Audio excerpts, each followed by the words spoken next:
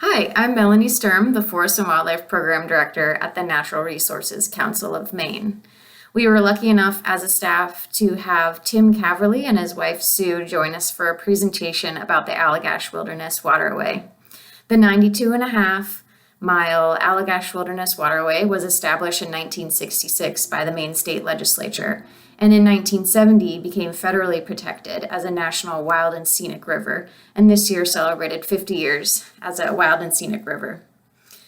Tim spent 18 years as the superintendent of the Allagash and over 3 decades at the Bureau of Parks and Lands. He's a wonderful storyteller, very knowledgeable, and during this presentation shares a little bit about the wilderness character of the waterway and why that's a main tenet of its protection, some of the management challenges, and what you might experience if you take a trip down the Allagash. The Allagash Wilderness Waterway is very important to NRCM because it was the issue that we were founded on in 1959. So I hope you enjoy this presentation and learn something along the way. Thank you for having me speak today. My name is Tim Caverly. I was a Maine Park Ranger for 32 years, and I was supervisor of the Allagash Wilderness Waterway for 18 years. My wife, Susan, say hello, Susan. Hi. Is here with me today. She's going to help with the program. And we're going to take you right into the Allagash, the deepest part of the Maine woods. In fact, when you're on the river, they say you're so far in the Maine woods that no matter which way you travel, you're on the way to town. Today, we'll discuss where is and what makes the Allagash a wild and scenic river, talk about management zones, organizational structure, what guides park management, access, threats, history, and challenges. And the river is really remarkable on what it's come back from. It's a story of a water body that healed from being dammed, dug, developed, silted, and clear cut.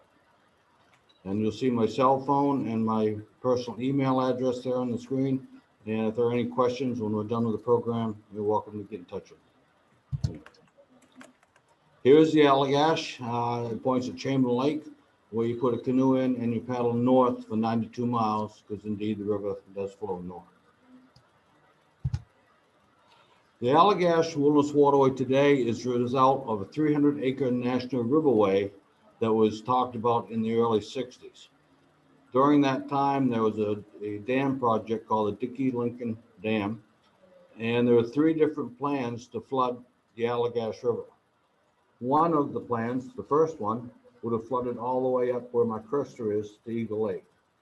And then each successive plan went further north or withdrew from the main body of water. And eventually the last plan, which didn't make it either, would have flooded to West Twin Brooks, which is the official boundary of the Allagash Wilderness Waterway today. Over 54 years, there's been 3 planning units for the parks to use. A 1973 concept plan. The next one was in 1996, and then that followed up with a 2012 plan, which is a 200-page plus document, and that plan is to be reviewed in 2027. And with that, I'd like to share that these are words on paper. You know, they may read well and be recorded well, but unless they're followed, unless there's somebody on the ground that's paying attention to what's going on, things will happen and changes will be made, even though it may not be part of the accepted plan.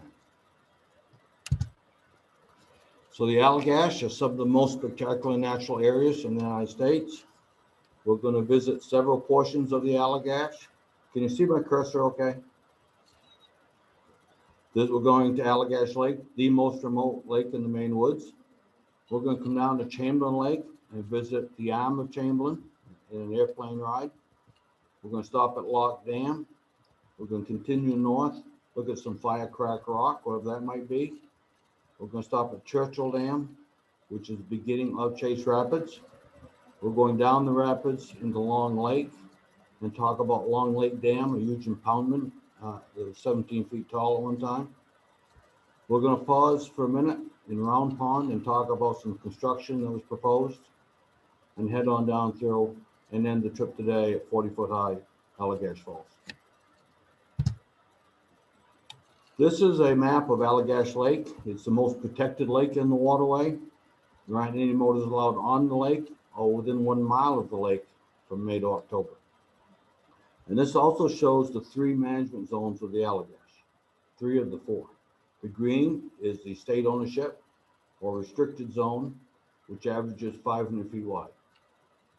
The blue, just beyond it, is the new construction zone where the Bureau approves, reviews, and approves any new development within a quarter mile of the edge of the restricted zone. And then there's a mile area. This is the mile zone in which the Bureau reviews forest harvesting plans and has the opportunity to comment on them. A little later on in the program, we're going to talk about a 4th zone called the visual areas. As you can see, this is a far cry from the original 300,000 acre federal concept. In 2005, an act was passed requiring that motorized access must be maintained at 6 identified points. In addition, the law designated 4 additional walk-in access and 19 snowmobile access points. And this is the map in 1970, which allowed 2 or maybe 3 motorized access points. And then by 2001, this is what was done. And then 2005, the law was adapted to make them formal motorized access points to the water. But for now, let's go to Allagash Lake. We've driven to Upper Allagash Stream. We're going to paddle down the stream to Allagash Lake. And as we paddle, we hear a splash in the river in front of us. And we never know if it's a beaver or a deer. So Sue and I get really quiet, wondering what that splash might be. And when we paddle around the corner, we see this ledge. And this ledge is soaking wet. And there's a black bear right here swimming back to shore. So Sue and I pull over here and get real quiet among the bushes. It's a very hot day, by the way. The black bear swims to shore, walks up to the woods, sits down, and slides down the rock into the water. And he still doesn't see us, so he swims back to shore, walks up through the woods, sits down, and by this time the ledge is really wet, so he really slides fast into the water. And I reached my camera to take a picture, and he saw me move and went off into the woods. But this story is in our book titled Wilderness Wildlife. As we enter Allagash Lake, an American bald eagle comes screaming by the right side of our canoe, splashes down into the water in front of us, and catches a brook trout for its own supper. This is 4,000 acre Allagash Lake. This is in our book Solace. And whenever I get ready to publish a book, and I publish 10 books, I go back to the area before we release it to make sure all my descriptions are accurate. So this particular day, we're on the lake to double check what I've written. And the lake is flat, calm all day long. And that lake doesn't get like that very often. So we covered the whole lake, got back to our campsite that night. The stars were so bright, we thought we could stand on a table and pluck one out of the sky. We watched the stars for a while until the campfire died down enough so that it was safe to go to bed. We climbed into our sleeping bags in our tent, and across the lake, we started hearing the call of the barred owl. And that call sounds like who cooks for you, who cooks for you.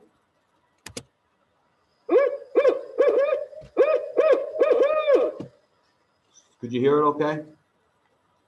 So while we're hearing the call of the barred owl in one cove, across the lake is great horned owl. So we're hearing, and he's going who? So we're hearing who cooks for you, who cooks for you, who? A classic comedy routine out in the middle of the Maine woods.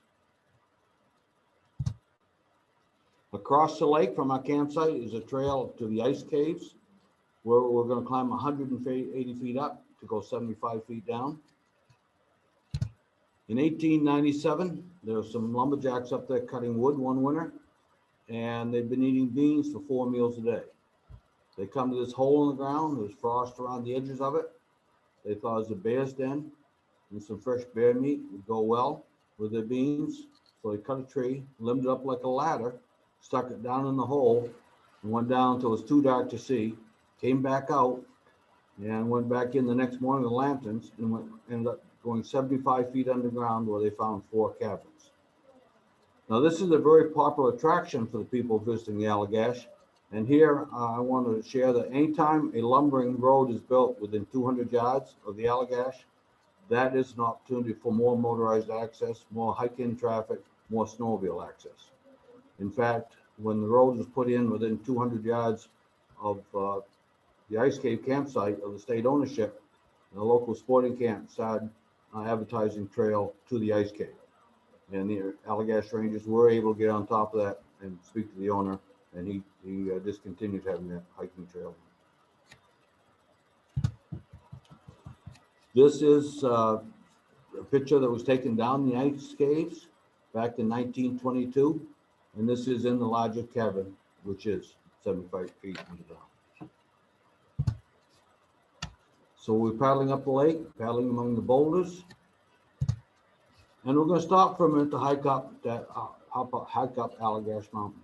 This tower was closed in 1991, and last summer, Public Lands decided to replace the cab on the tower. And this is the cab that was being flown in, and this is replacement. When I asked park rangers of the Allagash if there's any consideration to if this was going to help the Allagash to develop maximum wilderness character, which is required by state law, they said that was never considered in putting these towers up. And in my mind, that should be the first question. Will whatever the project be doing, will that develop maximum wilderness character for this wild river? We're back at the outlet of Allagash Lake. We're looking at Allagash Mountain in the distance. We're going down Allagash Stream. Again, that's Allagash Mountain on the other side of the lake. And as we paddle down, we have some of our forest friends. They're watching us go by.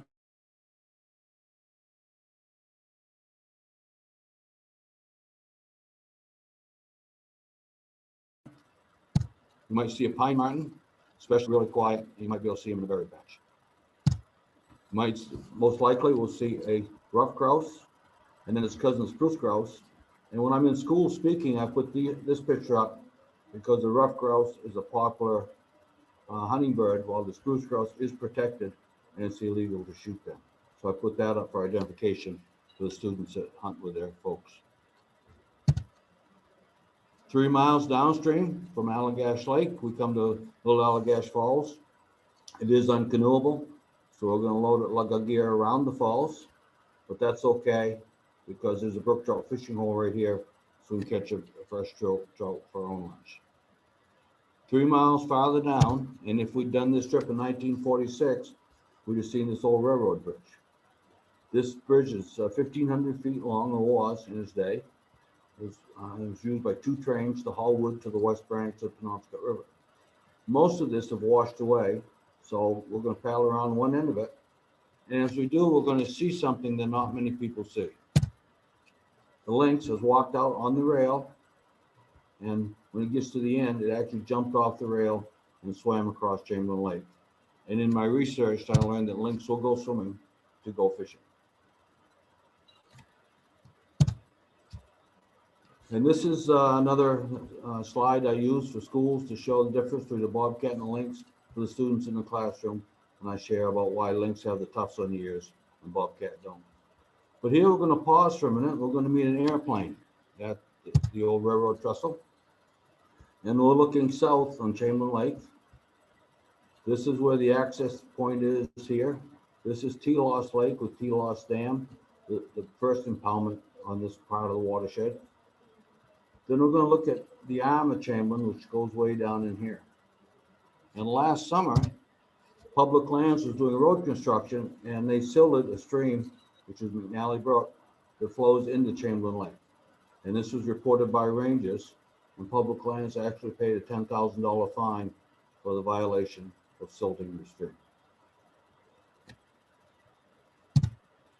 Now on the way back up the lake, we're going to pause for a minute at Lock Dam. This is the second dam that's on Chamberlain Lake, and this is the natural outlet of Allagash River, Before this dam was built, this is the water that flowed down all the way to Allagash Village down to the St. John. This dam was replaced in 2018, and you can see it was replaced with a concrete dam. Does that help develop Maxim Willis character? I'm not sure. But my point with this one is that the park supervisor took Kathy Johnson up to see what she thought of the dam. And he immediately was given a verbal reprimand by the director of forestry, asking him why he took her up there because she didn't have any business reviewing this dam.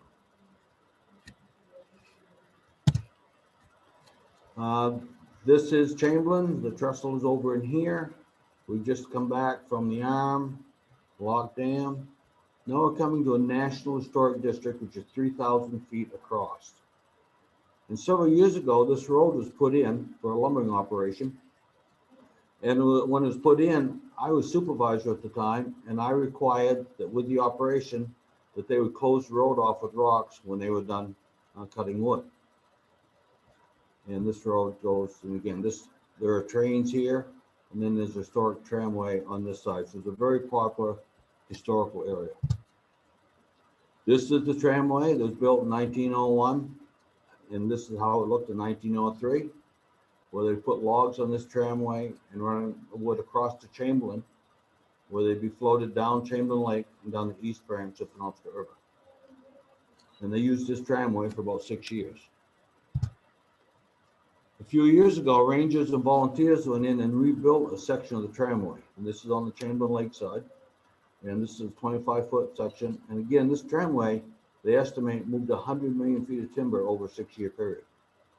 And my worry here is that there's such an interest in the logging history of that area that could overshadow the wilderness, in my opinion. There are people that would want to put all the buildings back, restore all the old lumbering equipment to where it was. And I think that something that needs to be very carefully watched. There are 2 trains that were brought in 1926 and used for a 13-mile railroad track to move the wood to the west branch of Penobscot River. This is one of the trains that was brought in. And this is how they look today. And this one weighed 90 tons. This one weighed 110 tons. And when I was supervisor, we jacked these up because they were in danger of tipping over.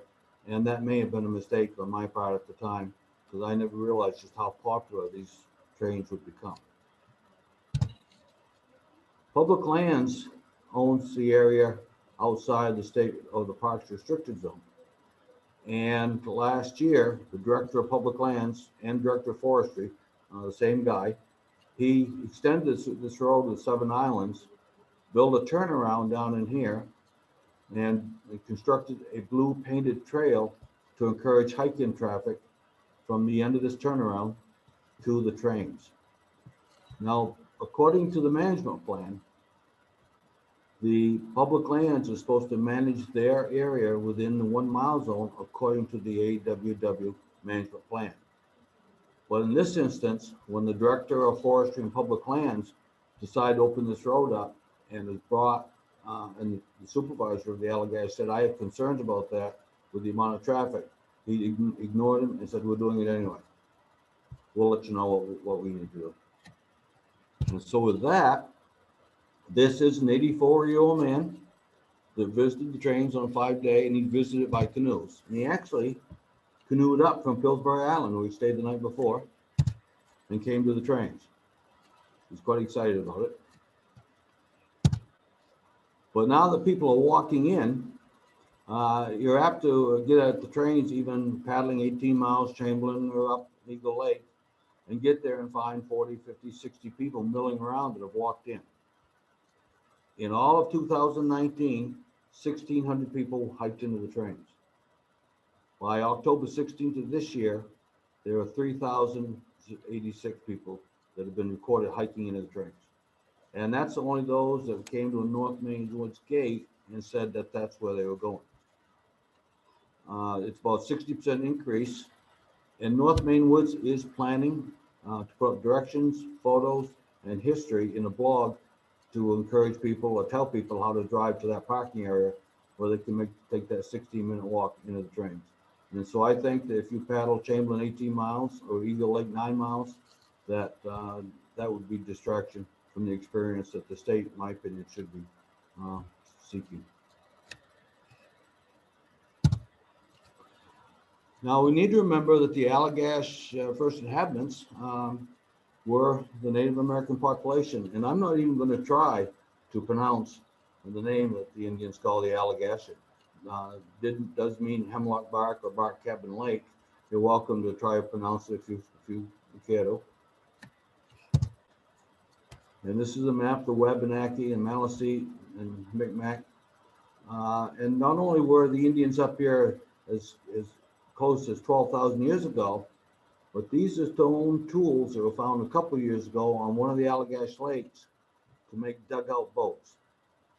The Native Americans used dugout boats up there until they discovered the use of birch bark, which they didn't start using birch bark canoes until about 2,500 years ago. So prior to that, about 9,000 years ago, they were making dugout boats on the banks of the lakes and rivers. So we're heading north, and as some say, back into time. We see a little beach, which looks kind of interesting. So we pull over to see if we can find animal tracks or artifacts or anything. We find a whole bunch of fire-cracked rock. When the Native Americans lived up there, they would use birch bark containers to cook their food. Now we know you can't put birch bark over an open fire, but it is very, very waterproof. So they'd make containers similar to this one, line the inside edge with their food, leaving a hollow in the middle, and cover that food with water. Then they'd heat rocks this size or a little bit bigger. When those rocks got red hot, they'd drop them into the water, heating the water, cooking the food. While the hot stones were heating the water, cooking the food, the cold water was cooling off these stones so fast, they couldn't stand the stress of losing so much temperature so quick, so they break apart in little bits and pieces. When Maine Indians, when the food was all gone, they'd want to use those containers again, but again, the food would be gone. They didn't need those bits and pieces of stones in the bottom of the container, so they'd simply tip them over there on the beach where they'd had their lunch. These rocks are rocks, or firecracker rocks, as they're called, used by Maine Indians to cook a meal hundreds of years ago. And there are several places you can still find up there like this. And if you look around, you might find what I found, a stone axe. This is the cutting edge. This is where the handle or the shaft of the axe was. And when this was turned over to historic preservation for safekeeping, they estimated this axe was about 5,000 years old. So just a lot of neat stuff up there is still ripe for discovery. We paddle by an old growth forest on Eagle Lake on our way to Churchill. We're going to pause at John's Bridge a minute. This is a very controversial access point right about here. And for many years, the road that came from the east to the west was blocked by 7 islands with a locked gate, so people couldn't access this. When 7 Islands opened the gate, there was a flood of traffic to access this point. Just slide their canoe or boat down over the bank. And this is open, now open, this bridge. While it was closed for a while, it's now open, May and September. But the Bureau is also getting pressure to have it open more months. They want to open in October and November for deer hunting. And this is John's Bridge. And again, I can remember when it was first opened, one Memorial weekend, I counted 50 vehicles parked on the side of this bridge. So the Bureau closed this bridge to access, where it remained closed for many, many years. And then we had a tragedy. And there are folks up there that will use anything at their disposal to try to reduce the amount of wilderness character. In 2002, a van carrying 16 migrant workers went off the bridge, 14 drowned. Immediately, there were plans to put up this memorial stone. They were going to put up 14 flags of the countries that the migrant workers came from. And they even talked about a parking lot and a ranger station to interpret the area. I, along with Kathy Johnson, went down and testified against this being built by the side of John's Bridge, because that would only lead to more development, we felt. And one comment I made was that rather than celebrate where they died, let's celebrate where they worked so families can come up and see what they did for work, tree thinning and those kind of things. Immediately, that plan for this stone at John's Bridge and the other development ceased. This stone is now at the 6 Mile Gate out near Ashland. But the Seven Islands did not want to put this stone on their land. And when they couldn't get it to Johns Bridge, that plan was canceled. Passing by Churchill Lake, Morgan Island, and on the way to Churchill Dam. This is the campsite at Churchill Dam, one of, I think there's 5 there. And when this dam originally washed out in the 50s, was rebuilt in 1966 with a log timber crimp dam so it would replicate the old logging dams. But when that deteriorated and needed to be replaced, they put in a concrete dam. And does concrete abide well with a wilderness experience? Over here is a old storage building from the old lumbering days. And on the south end is a museum where people can drive in for the day and see artifacts from the logging era. We're going to canoe down Chase Rapids. It's some of the roughest whitewater on the Allagash. And just to point out how well the Allagash has recovered, this is what Chase Rapids looked like in the lumbering days. And this is the experience today.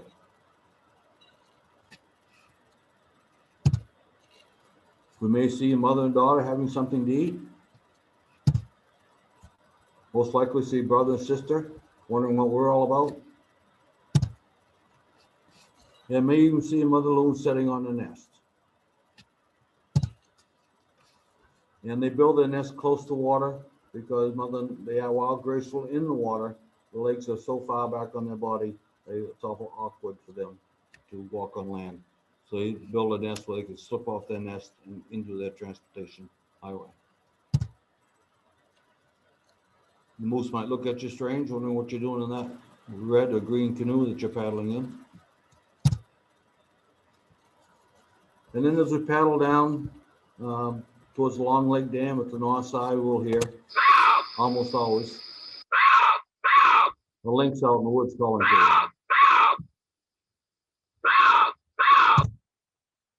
And then following the lynx in harmony will be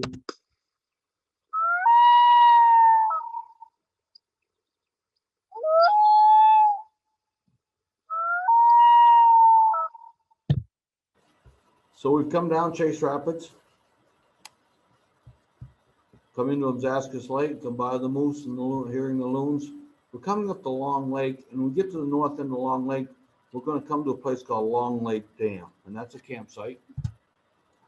It once had a 17-foot impoundment there, holding the water back so it could float wood down the river, down to Allagash. This is all that remains today, and the campsite's right on this shore. And it's a gorgeous campsite. You look downriver and you'll see trout jumping, you'll see ducks swimming. You look upriver, you'll see deer feeding on the buds of the wild rose bushes.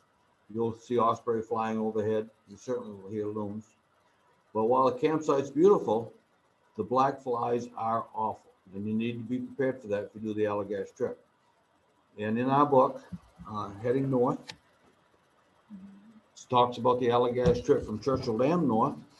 And in that story, my granddaughter is taking her first trip down the Allagash. And when she gets to Long Lake Dam, she gets in the middle of the black flies. And they have to retreat to the tent before the sun goes down to get some relief.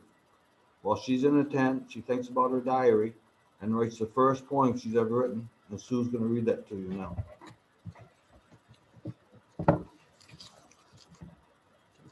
No-see-ums, gnats, and such. I do not like bugs. I do not like them at all. I don't like them big, and I don't like them small. They bite and chew and fly all about. They crawl in my mouth, and I spit them out. They make me scratch, they make me itch, they make me rub, they make me twitch. I try to get away, but alas, I cannot. No matter where I go, there are always a lot. To these pests I say, for them to leave and fly away. Do not bother while I am around and visit here when I cannot be found. I do not like bugs. I do not like them at all. The next time I canoe, it'll be in the fall. Olivia Catherine. When Sue reads that at a school, she quite often will get a standing ovation from the students that are listening. Not standing, but clapping ovation. So 8 miles north of Long Lake Dam, we come to Henderson Brook Bridge. This is a motorized access point for Round Pond and T13R12. This is an old bridge, and you can see where the ice tried to take out one pier, and so they put wedges in to lift it back up. This log structure is now gone, and a concrete bridge is in here. So they're going almost totally concrete now. Again, thought used to be rebuild it with logs to make it aesthetically compatible, but now they're rebuilding concrete for the financial part of it. And can you see this map okay? Is it? Okay. This is, we are Henderson Brook Bridge up here. We're gonna come down into Round Pond. And there's a lot of politics on the Allagash, and there's a lot of agitation that, and so folks have to be very mindful. The University of Maine at Fort Kent had an environmental studies camp on the Allagash, which burned, and they wanted to replace it with a camp down here. And I got word that there's going to be a proposal at a midnight financial meeting with the legislature to build a $100,000 camp within 600 feet of Round Pond, right where my arrow is. I got in touch with a close friend of mine, Senator Rick Bennett. He was on the Appropriations Committee, and at midnight that night, he saw the $100,000 camp did not make it through the budget. If it hadn't been for Rick, there would have been a $100,000 camp there, and the Bureau of Parks were unable to even argue against it because they were appointed officials. This is Round Pond. This is where that camp would have been, right up in here. Now, this is the fourth management zone of the Allagash. These are visual areas. For a while, there were a lot of complaints about clear cutting along the Allagash. And so a compromise was made with the landowners to identify visual areas north of Churchill Dam, because they thought a clear cut being seen across the lake wouldn't be as bad as clear cuts being seen from the river. And so this was a compromise, and we spent days in a canoe with a party of 10 or 12 of us trying to identify visual areas from canoes and then go back and map them. Now, in these visual areas, the Allagash has the opportunity to comment and approve or disapprove harvesting areas. But generally, the feeling is that you're going to work with the landowners to try to allow them to do what they need to do and still keep the wild character and keep the seeing visual areas from canoes down to a minimum.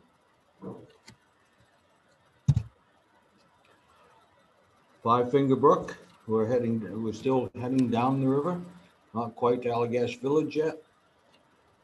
Just beyond the woods, we see a mother and her new baby.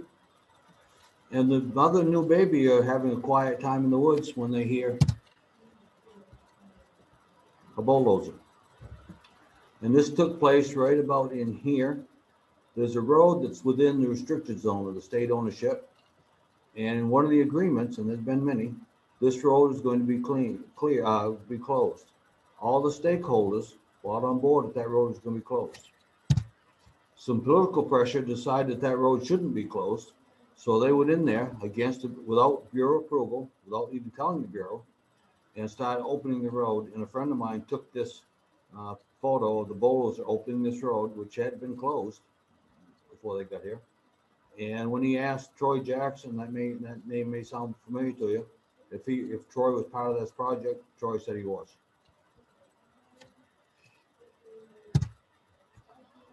And then this is an old cabin. Again, when the waterway first took over, they removed buildings, and they removed a lot of buildings. And that was the standard policy. Well, this cabin actually belonged to Henry and Alice Taylor. And Henry and Alice Taylor lived on the bank of the river, and the river was and is still a very popular, world-renowned trout fishing habitat. And this is Henry's and Alice's cabin when they lived on the Allagash. And in fact, with Henry, I can tell a story about when the state tried to stock landlocked salmon in the Allagash.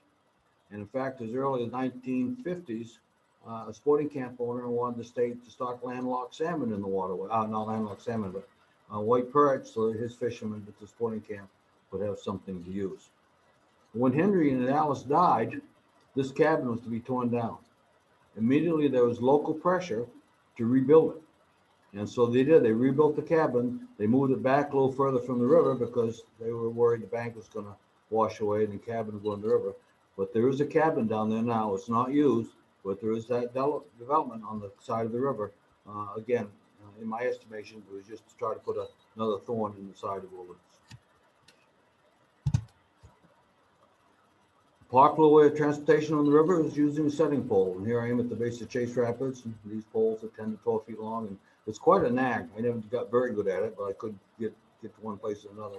But it's quite a knack to be able to move your gear and your passengers up and downstream using a setting pole. We're almost finished with our adventure for today. This is 40-foot high Allagash Falls. And again, as with many of the destination points on the Allagash, which were intended to be reached by canoe, several years ago, there was an attempt to have this as a hiking trail from the nearest road into Allagash Falls. We were able to beat that off, and I guess that road's been put to bed, and so I haven't heard anything about that for quite a while. But there's always those folks that want to do whatever they can to increase access for whatever purpose it is. So what could we possibly do for the Allagash?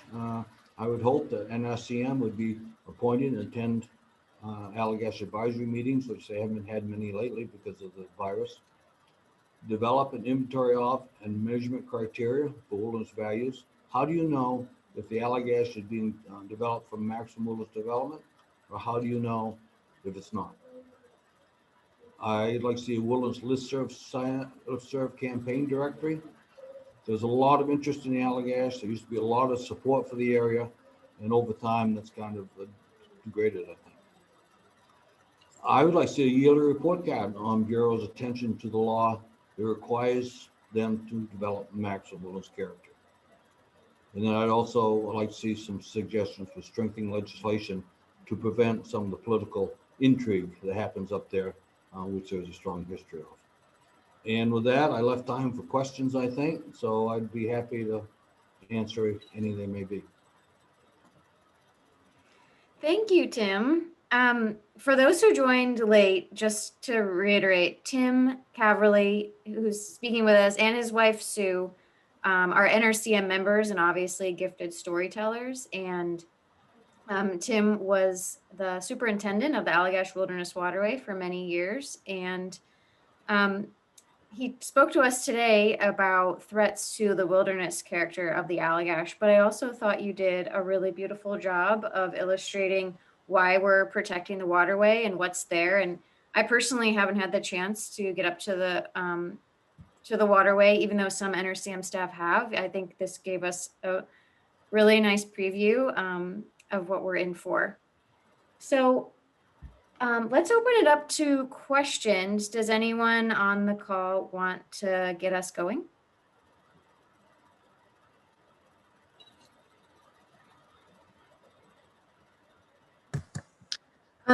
Hi, this is Emmy Taberge. Thanks so much for sharing so many of your stories and beautiful photos. Just something that I was thinking about as you were saying at the end, some suggested courses for action for all of us. And you mentioned that you sort of had this sense that there has been a decline in the attention or interest maybe about the the Allagash as a wilderness waterway over the years. And I was just kind of curious if you had any insight to like why you think that might be, whether it's people not going up there as often to enjoy the river as a river, and instead people kind of going in their vehicles like you were describing that change, or if there's other things that have contributed to that. I think that the guides that used to do 8 to 10-day trips don't do them much anymore because people don't have that much time. The average day now, I understand is 4 days for people doing the trip. I think a lot of the old timers that knew the river firsthand from when it truly was a wilderness and less roads into the area have passed away or moved on or are no longer able to take trips. I'm not sure that the Bureau reaches out. I think that there's a lot of politics on the Allagash, and decisions are often being made by people that are political appointees. They may not be in the best long-term interest of the Allagash, other than to deal with, just a way to go with the flow, so to speak. And one thing I didn't mention, back to the trains and all the hiking traffic, the 60% increase in 1 year. I talked to North Maine Woods, who manages the area for the large landowners, and he doesn't think that amount of use is going to continue. But there are transport and outfitting services that are charging $350 to take 2 people into the trains to the parking lot for a day. And so they're going to be advertising that, they're going to be encouraging that. And again, it's all about money.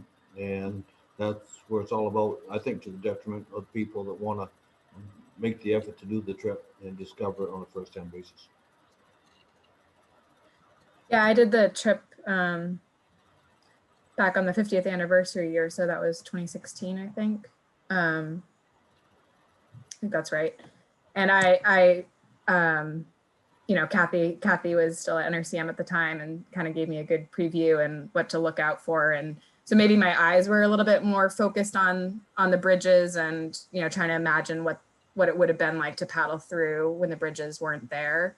But I definitely noticed people kind of clustered around the bridges, and then also the campsites whenever we were entering a part of the river that was, within a pretty short little paddle from the bridges were much more popular. It was much harder to kind of get there. And that did create a little bit of anxiety as a paddler. You spend a whole day paddling, you're trying to get to a spot and you hope that you get a campsite. So anyway, understand. Well, in the count that the North Maine Woods Gate has, that doesn't count the amount of leaseholders in the area. That doesn't count the people that saying, I'm going to a sporting camp, and don't mention the trains. So I suspect that hike-in traffic is much larger, and there are more leases going up in there all the time. And so that's going to be another popular access point, popular way for people to try to get more access, more motorized access. And then you've got a large landowner. In fact, he was the director of fire control that put the trail into the trains. He has several hundred acres that he's willing to sell lots on. Then if he can advertise those lots as having access to a National Wild Scenic River, that's only going to increase the value of his lot. And he's very aggressive at that, there's no such thing as wilderness and you don't need to manage for it.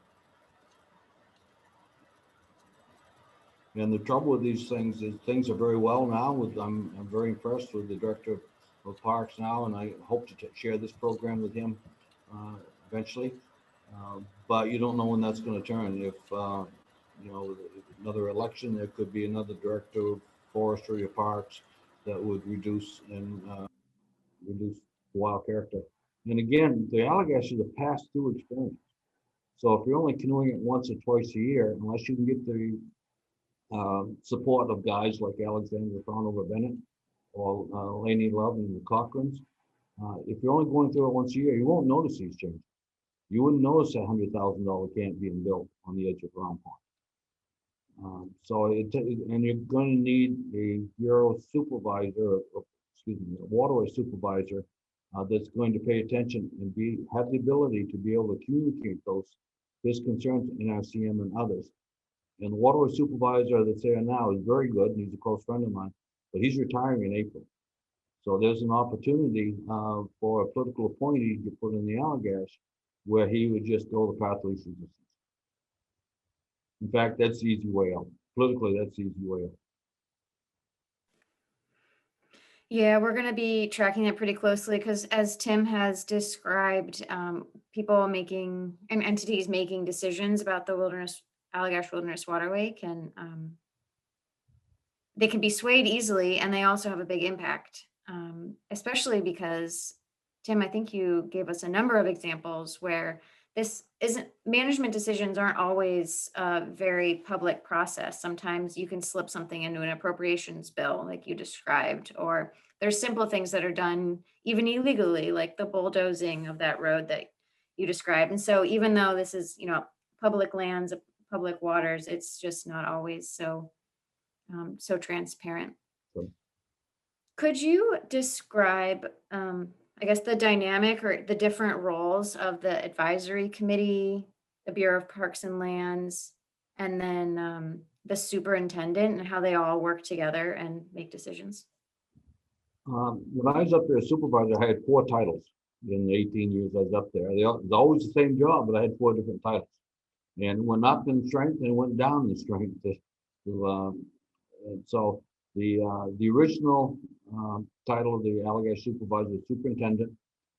Because of the political forces at action, the supervisor today, who is the 4th supervisor in there, he is once again superintendent and answers directly to the bureau director in Augusta. Before that, that position answered to a regional supervisor in Bangor or down to Holloway.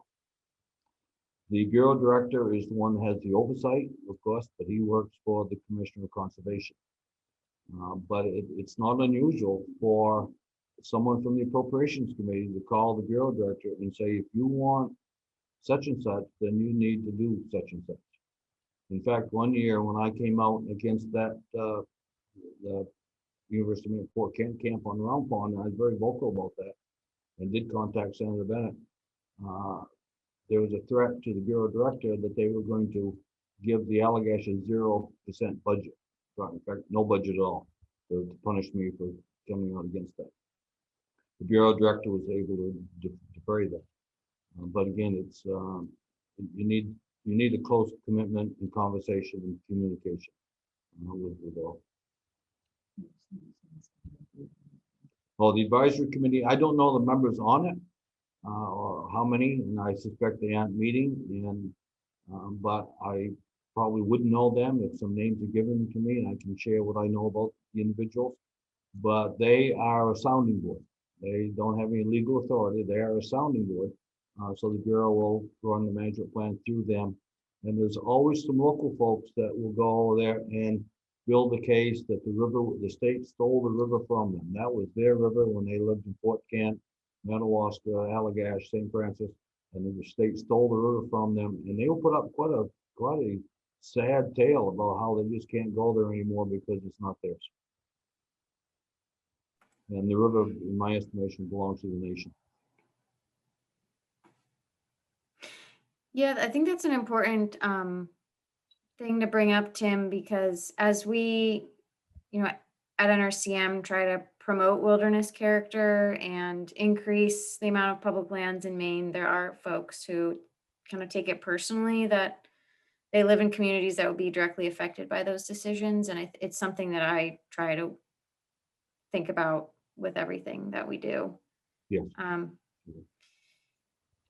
Do you happen to have like a rough estimate of who's coming to the waterway? Like, is it mostly Mainers, anyone from out of state? Do you know like anything about the demographics about who's visiting? They routinely do visit surveys. And that's something that Matt LaRoche, the superintendent, would have. And I don't know when they did the last survey. We were doing one every few years just to get that kind of dynamics of where they're coming, where they're putting in, how long they were spending, what they were seeing. My wife and I do a lot of Allagash programs, and there's a very strong interest in the Allagash. And it's well thought of, but it's a constant message that I think has to be out there. And if you need Matt's email to ask for that, Melanie, he's heard of you. I don't know if you've met or not, but he's very good with it. And if he's got it, he would work it to you. He's the one that sent the management plan to me. Okay. That's good to know. I'll have to ask him. Are there any more questions from folks on the phone or on the call? Hi, I'm Kirsten. I had a question. Curious if there are other natural areas, recreation areas, either in Maine or somewhere else in the country that you think are good models and maybe doing a better job. Well, back to park, certainly, but they own the acreage.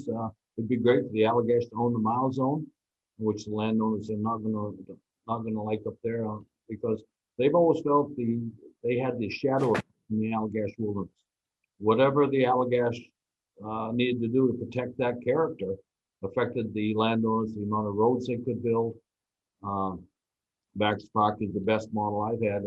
A question I have is where it is a nationally designated wild and scenic river, how does that affect that? How do they maintain that? How do they know it's being kept up to that standard?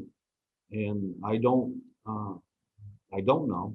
And from what I've been told is that the Wild and Scenic River folks in the National Park Service only look at developments such as dams and water and blockages, but I don't know that. So you really need to develop, how do you measure wilderness? Tim, the Allagash is a little unique because it's federally protected, but state managed, right? That's not often the case. That was the first one in the country to become that way, yes. Any other questions?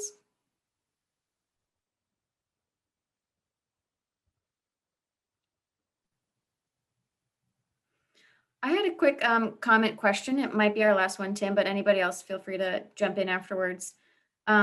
There's this term that's used in fisheries, like commercial marine fisheries, but it might be used in other places. It's called changing baselines.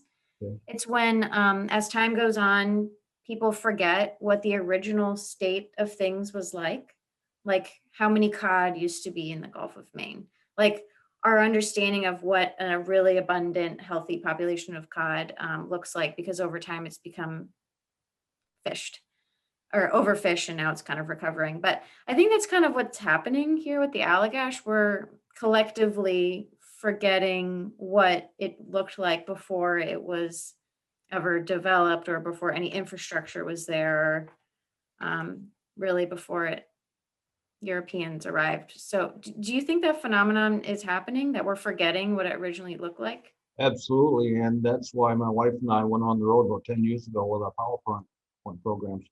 And we have a number of PowerPoint programs that we can offer, and we would encourage you folks to join whenever you can, or join us whenever you can. Again, it takes a commitment of the Bureau and the Bureau Director that's appointed politically. There's no doubt about that. And under the last administration, that did not serve well for the Allagash Wilderness Waterway. And thank goodness Matt was there, because he had the institutional knowledge of the place, and he was able to defer quite a lot, although he couldn't do anything about things like the road into the trains. All right, any other questions or remarks for Tim and Sue?